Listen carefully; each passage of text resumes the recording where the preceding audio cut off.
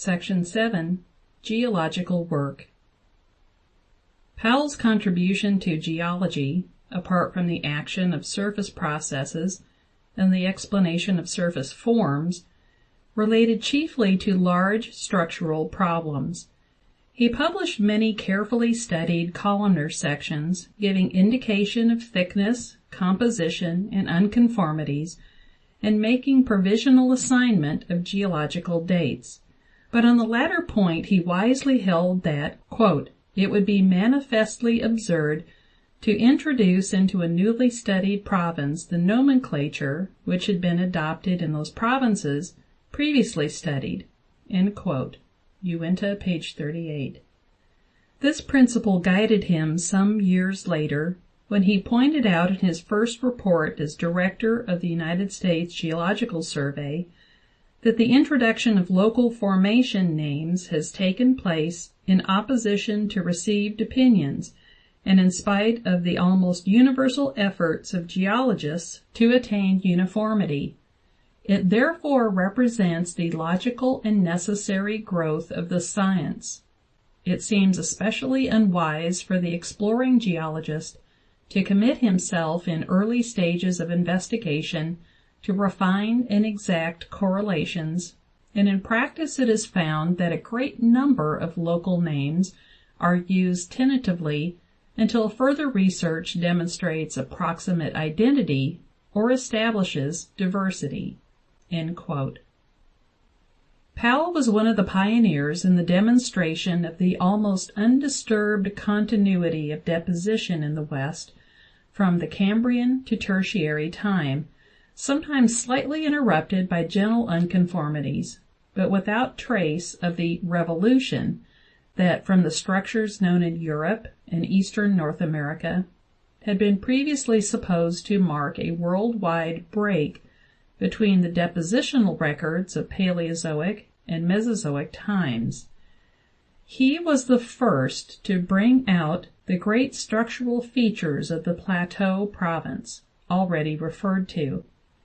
He repeatedly emphasized the action of uplifting rather than of compressing forces, for he had chiefly to do with broad structures of nearly horizontal strata, limited by faults or, as he so justly remarks, their homologues, monoclinal flexures, and the latter style of deformation was in his time a geological novelty.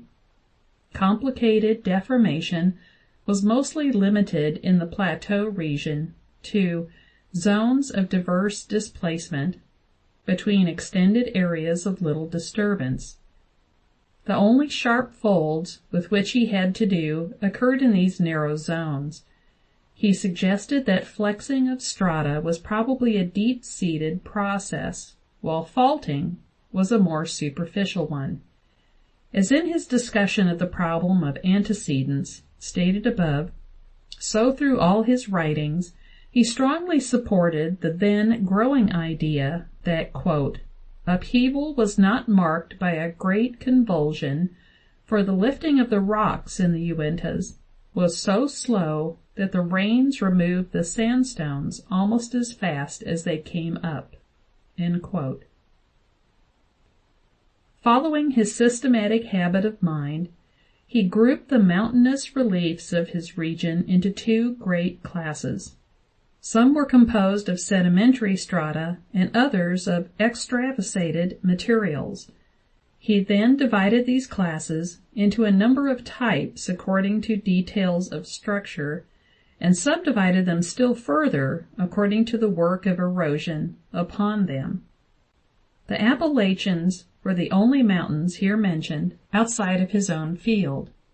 The names given to his types were usually taken from local examples, although in certain cases similar structures had long been well known in other fields.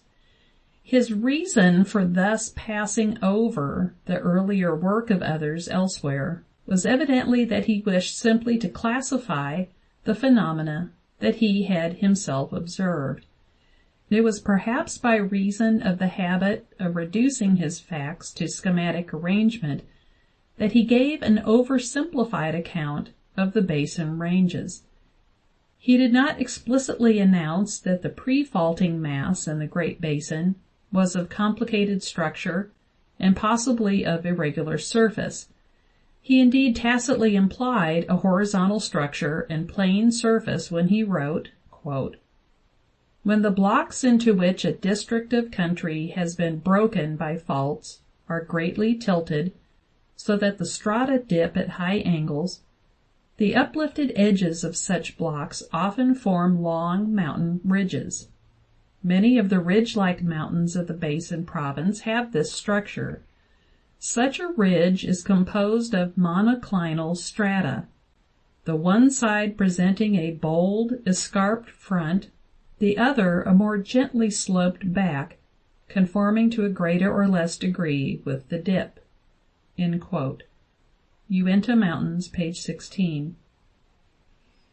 It is possible that the failure of later observers to find simple monoclinal structures and forms in the Basin ranges corresponding to this simple description is in part responsible for the misunderstandings that have arisen regarding the origin of the ranges. In another connection, Powell's account of the Basin ranges is more satisfactory, as will appear below. End of section 7.